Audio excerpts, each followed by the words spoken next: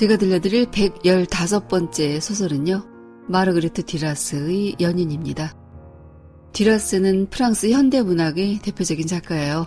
그녀는 아버지가 죽고 프랑스어 교사인 어머니를 따라 베트남에서 어린 시절을 보냈어요.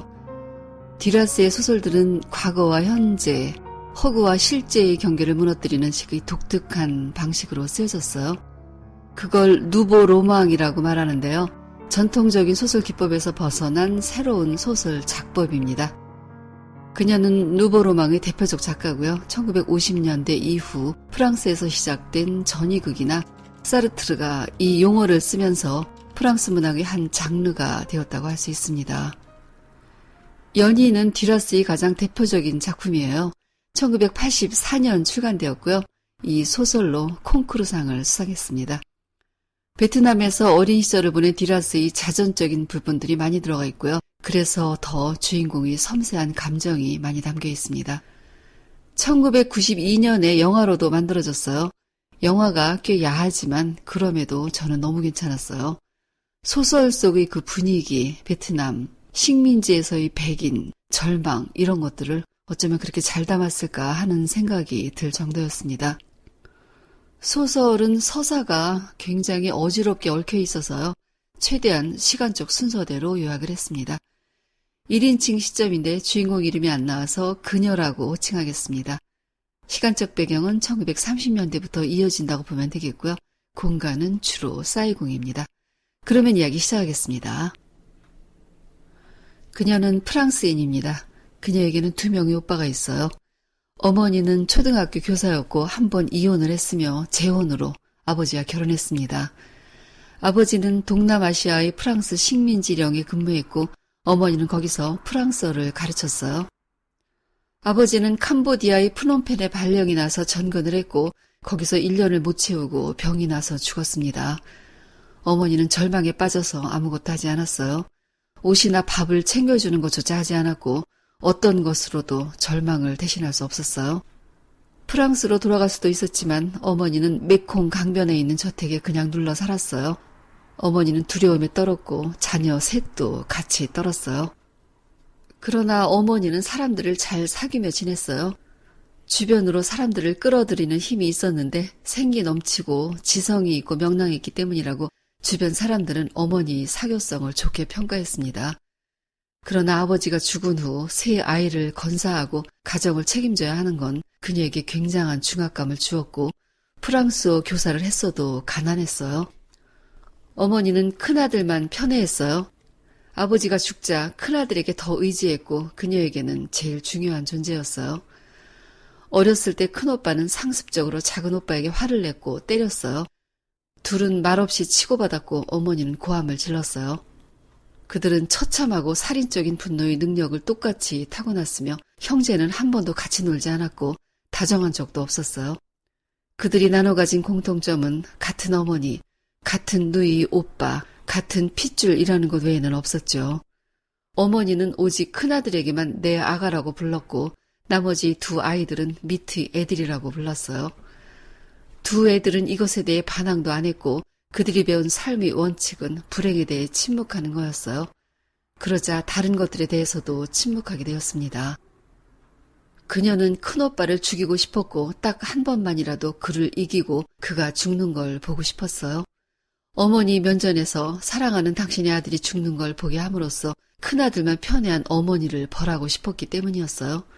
집안에서는 큰오빠 말이 법이었고 그 야만적인 법에서 언제나 공포감에 눌려있는 가엾은 작은 오빠를 구하고 싶어 했습니다.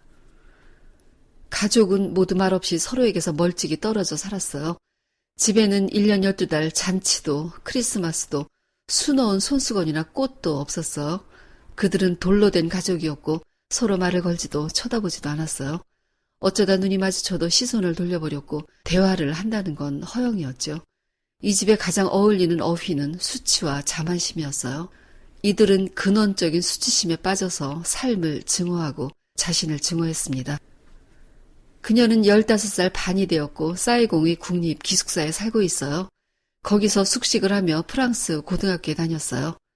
어머니는 그녀가 정규 중등교육을 받고 수학교사 자격증을 취득해야 한다고 귀에 못이 박히듯 말했습니다. 어머니는 매일 자식들이 장래와 자기 미래를 계획했지만 어느 날부턴가 더 이상 아들들에 대해 원대한 꿈을 꾸지 않게 되었어요. 아들들은 다 그녀의 꿈에 이르지 못할 거라는 걸 알았기 때문이었죠. 작은 오빠는 회계학 공부를 했는데 따라잡지 못했고 결국 사이공에서 말단 회계사로 일했어요. 큰 오빠는 프랑스로 가서 기술 전문 학교인 비올레 학교에 다니기도 했지만 어머니를 속이고 학교에 다니지 않았어요. 그녀는 글을 쓰고 싶었어요. 글을 쓰고 싶다고 말하자 어머니는 퉁명스럽게 수학교사 자격증을 딴 후 쓰라고 했어요. 글 쓰는 건 가치도 없고 직업이라고 할 수 없는 유치한 생각이라고 단호하게 말했습니다. 어머니는 사댁의 작은 분교의 교장이었고 애들을 가르쳤습니다. 어머니는 열대지방인데도 분교장의 체면을 위해 긴 양말을 신었어요. 집안의 하녀가 수선한 후줄근한 원피스를 입고 굽이 망가져 내려앉은 구두를 신고 절뚝거리며 걸었어요. 그녀는 여자 사촌들이 모여 사는 프랑스의 피카르디 지방의 농가 습성을 아직도 지니고 있었는데 모든 물건은 끝장을 볼 때까지 쓰는 것이 가치 있는 거라고 믿었어요. 15살 반의 그녀는 사댁에서 버스를 타고 사이공의 기숙사로 돌아오곤 했어요. 사댁의 버스 정류장은 시장의 광장에서 출발했고 주로 원주민들이 이용했어요. 식민지에서 백인들은 언제나 특별하게 보였죠. 버스를 타고 메콩강에 도착해 배를 타고 사이공으로 갔습니다. 그녀는 생사로 만든 원피스를 입고 있었어요. 그 옷은 낡았고 속이 훤히 비쳤죠. 그건 예전에 어머니가 입던 옷으로 소매가 없고 가슴과 등이 많이 파인 원피스였어요. 그녀는 그 옷이 자신에게 잘 어울린다고 생각했어요. 원피스에 오빠들이 허리띠 중 하나였을 가죽 벨트로 허리를 졸라매고 구두를 신었어요.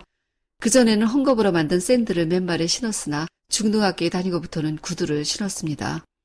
어머니가 반액 세일 때 사준 것으로 인조 보소 장식에 달린 굽이 높은 구두였는데 그건 그녀가 신은 최초의 아름다운 신발이었어요. 집에 신을 만한 신발이 없어서 그 구두를 주로 신었는데 그녀 취향에 딱 맞았어요. 그리고 남성용 중절모를 썼는데 장밋빛이 도는 일종의 펠트 모자로 검은 리본이 달려 있었어요. 그 모자가 어떻게 하다가 그녀의 손에 들어왔는지 기억은 안 나지만 식민지에서 어떤 여자도 남성용 펠트 모자를 쓰지는 않았어요. 그녀는 그 모자를 쓴 자신의 모습이 마음에 들었고 계속 쓰고 다녔습니다. 그녀의 머리카락은 숱이 많고 부드럽고 찰랑거렸으며 구릿빛 머리채는 엉덩이까지 닿았어요. 사람들이 그녀에게서 가장 아름다운 건 머리카락이라고 말할 때 그녀는 자신의 얼굴이 예쁘지 않다는 뜻으로 이해했습니다. 어머니 주위는 온통 사막이었어요. 아들들이 바로 그 사막이었죠. 큰오빠는 아편을 피우고 도박을 하기 위해 어머니의 돈을 훔치고 하인들이 돈까지 훔쳤어요. 돈이 바닥나기라도 한다면 모든 게 끝장이었죠. 유일하게 남은 건 나날이 커가는 딸뿐이었어요. 그런 이유로 어머니는 나이 어린 딸이 몸이 훤히 드러나는 창녀 같은 옷차림으로 외출하는 걸 모른 척 했습니다. 그녀는 이미 얼굴에 화장을 하고 있었고 입술엔 버찌 빛깔의 립스틱을 발랐어요. 날씬하다 못해 연약한 몸을 가지고 있었죠. 그날 메콩강에서 사이공으로 가는 배를 기다리고 있을 때 그 남자를 만났습니다. 그는 크고 웅장한 검은 리무진을 타고 있었으며 하얀색 제복을 입은 운전기사도 있었어요. 중국인으로 부자였어요. 그는 그녀를 보고 있었는데 그녀는 사람들이 시선을 끄는 것에는 익숙해져 있었어요. 식민지 백인 여자들은 원래 시선을 많이 받았고 3년 전부터는 백인 남자들도 그녀를 쳐다봤어요. 그건 아름다움 때문이 아니라 자신이 갖고 있는 다른 어떤 것. 자신이 아름답기를 원하면 아름다워질 자신이 그녀에게는 있었고 자신이 원하는 것이 될 수 있다고 믿고 있었는데 그게 매력 있는 다른 어떤 것이라고 생각했어요. 그녀는 아직 어리긴 했지만 여인을 아름다워 보이게 하는 건 화장술도 값비싼 향수나 보석도 아니라는 걸 알고 있었어요. 그게 뭐라고 딱 집어 말할 수는 없었지만 사이공에 있는 백인 여자들을 보면서 그걸 느꼈습니다. 백인 여자들은 매우 아름다웠는데 아무것도 하지 않고 자신을 가꾸기만 했어요. 유럽을 위해서, 연인을 위해서, 이탈리아에서 보낼 바캉스를 위해서, 3년마다 돌아오는 6달 동안의 긴 휴가를 위해서 아무 할 일이 없는데도 몸치장을 했습니다. 그녀들이 옷장엔 드레스가 가득했고 별장의 그늘 속에서 거울을 들여다보며 자신이 소설처럼 살고 있다고 믿었어요. 그리고 가끔 히스테릭하게 무료함을 드러냈고 하녀들에게 이걸 퍼붓거나 그러다가 남자들에게 따귀를 맞거나 소동을 벌이기도 했습니다. 그 여자들은 스스로가 초래한 결핍감에 짓눌렸고 그녀는 그게 그 여자들이 실수라고 생각했어요. 리무진을 탄 중국 남자는 우아한 옷차림을 하고 있었고 행동도 우아했어요. 그가 그녀를 향해 먼저 걸어왔고 앞에 섰을 때는 수줍고 겁 많고 조심스러워했어요. 이렇게 이른 아침에 그녀처럼 아름다운 아가씨를 배터에서 본 것, 원주민이 타는 버스에 백인 소녀가 타고 있는 것들을 놀라워했습니다. 그는 식민지 개인 소유 부동산을 거의 다 장악하고 있는 소수 중국계 자본가들 중 하나인 아버지를 가졌어요. 그의 아버지는 사이공에 300채의 집을 지었고 많은 거리가 아버지 소유였어요. 그는 파리에서 공부하다 돌아왔고 악센트가 조금 강한 프랑스어를 쓰고 있었죠. 그날 이후 그들은 만나기 시작합니다. 그녀는 더 이상 원주민용 버스를 타지 않았고 리무진이 데려다주고 데리러 왔어요. 그날 그녀는 검은 리무진에 타면서 처음으로 자신이 영원히 가족으로부터 떨어져 나옴을 느꼈습니다. 그는 시내의 남쪽 콜랑에 가끔 들르는 집을 갖고 있었어요. 집은 현대식 외양에다 가구를 갖추어 놓고 있었죠. 그는 그녀를 나루터에서 만났을 때부터 이미 미친 사람처럼 사랑하고 있다고 낮은 소리로 말했습니다. 그녀는 불현듯 이 남자가 자신을 붙잡기 위해 치러내야 할 많은 일들을 감당하지 못할 거라는 걸 느낍니다. 그래서 그에게 자신을 사랑한다 해도 다른 여자들에게 한 것처럼 습관적으로 대해달라고 말했어요. 그들은 콜랑의 집에 자주 갔고 그는 그녀를 사랑하는 게 외롭다고 울면서 말했습니다. 그들은 형체가 없는 바다를 헤엄치듯 고통스러워하면서 향락에 빠져들었어요. 그녀는 그를 갈망했고 그는 그녀를 사랑하면서 동정했어요. 동정할 필요가 없다고 말했어도 그는 동정했습니다. 그녀는 그가 돈이 있어서 따라오긴 했지만 그의 돈과 그를 함께 원하고 있다고 말했어요. 어느 날 오후에 그곳에 있었고 그날 밤이 내려앉기 시작했을 때 그는 나중에 시간이 지나면 자신의 얼굴이나 이름을 잊어버리더라도 이 오후만은 기억하게 될 거라고 말했어요. 그녀는 그 말을 들으며 슬픔을 느꼈는데 그건 자기 자신 때문에 느끼는 슬픔이었어요. 그녀는 꼬마 때부터 슬펐고 지금도 슬펐기 때문에 슬픔이 자신이 오래된 연인 같았어요. 어머니가 예고해준 인생의 슬픔, 잘 되지 않을 것이라고 어머니는 딸의 불행을 예고했고 지금 이 방에 있는 자신이 그걸 기다리고 있었던 거라고 생각했어요. 그녀는 그가 자기 아버지와 맞서서 자신을 사랑하거나 아내로 맞아들이거나 데리고 도망칠 용기가 없는 사람임을 알고 있었어요. 그가 자주 우는 이유는 두려움을 넘어 사랑할 힘이 없기 때문이었죠. 영웅심을 갖고 있는 건 그녀였고 그는 노예 근성을 갖고 있었는데 그건 그의 아버지가 준 재산이며 영원히 아버지에게 속할 수밖에 없는 그의 운명이었어요. 그녀는 그와 가족들과의 만남을 주선했어요. 그들은 이후 몇 번 만나 식사를 했습니다. 큰오빠, 작은오빠는 개걸스럽게 먹기만 했고 단 한 번도 그에게 말을 걸거나 쳐다보지도 않았어요. 어머니는 이야기를 하려고 했지만 이어지지 못했어요. 그도 뭔가를 이야기해야 한다는 책임감으로 파리에서 지낼 때의 모험담을 말했지만 허사였어요. 그저 침묵 속으로 가라앉아 버렸고 이후로는 아무 이야기도 오가지 않았습니다. 그가 엄청난 음식값을 지불했을 때도 고맙다는 말조차 하지 않았어요. 그건 그가 백인이 아닌 중국인이기 때문이었고 또 그녀가 그를 사랑하지 않고 그저 돈이 필요해서 그를 만나는 거라는 판단 때문이었죠. 그리고 그들 가족은 원래부터 안녕, 고마워, 어떻게 지내, 잘가 이런 말들을 서로에게 절대 하지 않아왔어요. 그는 그녀의 가족이 자신을 투명인간 취급하는 것에 대해서 거의 눈물을 글썽일 정도의 얼굴로 자신이 무슨 실수를 한 거냐고 물었어요. 그녀는 우리 가족은 원래 이렇다고 걱정할 거 없다고 말했습니다. 그녀가 그를 만나면서부터 어머니는 그녀를 관찰했어요. 어머니는 묵인하면서도 딸이 행실에 공포스러워했습니다. 딸이 저렇게 살다가 영영 결혼도 못하고 사회에서 밀려나고 타락해서 고독해질 것에 대한 공포였어요. 어느 날은 갑자기 공포감에 휩싸이면 딸을 방에다 가두고 때리고 몸과 속옷에서 중국 남자의 냄새가 나는지 확인했어요. 그리고는 온 도시에 다 들리도록 내 딸은 창렬하고 가문을 더럽힌 개보다 못하다고 소리질렀고 이것을 더럽히지 못하도록 내쫓아야 한다고 중얼거렸습니다. 그럴 때 큰오빠는 더 때리라고 부추겼죠. 작은오빠는 누이를 그냥 두라고 소리치다가 형이 무서워 정원에 가서 숨어있곤 했어요. 그와 그녀는 계속 만났습니다. 때때로 기숙사에 돌아가지 않고 그와 지낸 적도 있었고 학교에 결석도 가끔 했어요. 그는 그녀가 다른 남자를 만날까 봐 두려웠고 그녀가 너무 어려서 두려웠어요. 또 그녀의 오빠가 소송을 걸까봐도 두려워했지만 그녀는 우리는 너무 가난해서 소송을 걸 형편이 못 된다고 그를 안심시켰습니다.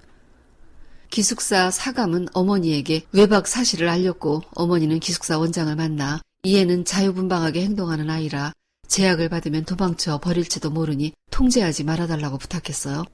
원장은 이걸 수락했는데 이유는 그녀가 백인이어서였어요. 기숙사에 백인이 있는 건 명예로웠기 때문이었죠. 그녀는 기숙사를 호텔처럼 자유롭게 드나들었고 그와의 만남도 더 자주 이어졌습니다. 그는 자기 아버지에게 백인 여자를 사랑하고 있다고 울면서 말했어요. 그녀가 프랑스로 돌아가기 전 더 사랑할 시간을 달라고 애원했지만 아버지는 차라리 죽는 걸 보는 게 낫겠다고 말했습니다. 기숙사와 학교에서는 그녀가 돈 많은 중국인에게 몸을 팔고 있다는 소문이 돌았고 아무도 그녀와 이야기를 하지 않았어요. 그래도 그녀는 리무진을 타고 학교에 갔고 리무진을 타고 그를 만나러 나갔습니다. 어머니 외가의 이모들조차 그녀의 난잡한 행실을 이유로 사촌들을 만나지 못하게 했으므로 휴가 때도 그녀는 프랑스에 가지 못했습니다. 그와 콜랑의 집에 같이 있을 때 그녀는 가끔 두통에 시달렸어요. 그는 그녀가 아프면 두려워했습니다. 그녀는 자기 인생에 대해 혐오감을 갖고 있었고 혐오감을 생각하면 어머니가 떠올라 소리를 질렀어요. 어머니가 죽기 전에는 자신이 결코 행복해질 수 없다는 생각에 분노의 눈물을 흘렸고 그는 그녀가 분노해서 눈물을 흘리면 두려워했습니다. 그를 가장 두렵게 한 것은 그녀와 헤어지는 것이었고 그들이 마지막이 다가오고 있었어요. 그녀는 그와 사귄 지 1년 반이 지났을 때 프랑스로 가기 위해 베트남을 떠났습니다. 떠나던 날 배의 트랩이 올려지고 예인선이 배를 끌어당겨서 배가 육지로부터 멀어지기 시작했을 때 그녀는 해운 주차장 약간 떨어진 곳에 서 있는 검은 리무진을 보았어요. 뒷자리에 그가 앉아있는 것도 보였습니다. 그녀는 리무진이 보이지 않을 만큼 멀어질 때까지 계속 보고 있었어요. 중국해, 홍해, 인도양, 수에즈 운하를 지났고 매일 똑같은 밤이 계속되었어요. 어느 날 밤 대서양을 횡단하는 중에 중앙 가판에서 쇼팡의 왈츠가 울려 퍼졌어요. 그녀는 음악을 듣다가 울음을 터뜨렸습니다. 그 남자가 생각나서였어요. 그와 만나는 동안에 그에 대한 자신의 감정을 알지 못했지만 이제 그를 사랑했음을 아프게 알아버렸습니다. 그녀 가족은 프랑스로 돌아왔고 다시는 안 갈 것 같았지만 어머니는 다시 사이공으로 갔어요. 어머니는 이미 늦었는데도 다시 시작한 거였죠. 프랑스어 학교를 세웠고 그 학교 덕택에 그녀 학비 절반을 대줄 수 있었으며 살아있는 동안 내내 큰아들 뒷바라지를 할 수 있었습니다. 그녀는 파리로 온 지 5년이 지난 23살 때 머리카락을 잘라버렸어요. 머리카락을 자르니 사람들은 이후로 당신 눈빛이 아름답고 미소도 나쁘지 않다는 말을 했습니다. 어머니는 1932년에서 49년까지 사이공에서 머물렀고 작은 오빠는 42년에 죽었어요. 작은 오빠는 기관지 폐렴으로 사흘을 앓다가 죽었습니다. 작은 오빠의 죽음으로 그녀는 어머니, 큰 오빠도 같이 죽었다고 생각했어요. 어머니와 큰 오빠, 이 두 사람은 치밀어 오르는 혐오감을 느끼게 했으며 더 이상 그녀 인생에 아무 존재도 아닌 것이 되었습니다. 어머니는 프랑스로 돌아왔고 큰아들 몫으로 앙부아즈 근처에 땅을 샀어요. 큰아들은 50이 넘도록 돈을 벌지 않았고 도박을 했습니다. 어머니는 사이공에서부터 내내 데리고 있던 하인 도와 큰아들이 지켜보는 가운데 2층의 커다란 방에서 세상을 떠났어요. 큰오빠는 어머니가 죽고 나자 외톨이가 되었어요. 그는 친구를 가져본 적도 없었고 일도 열심히 하지 않았으며 고독하게 살았습니다. 어머니가 사준 땅을 팔아 술을 마셨고 창고에 있는 어머니 가구들을 걸고 노름을 했어요. 50살이 넘어서야 해상보험회사의 사환일을 했는데 65세 때까지 그 일을 했습니다. 그리고 병이 들었고 병원에 입원했지만 자기 방에서 죽으려고 돌아와서 방의 자기 침대 위에서 생을 마쳤어요.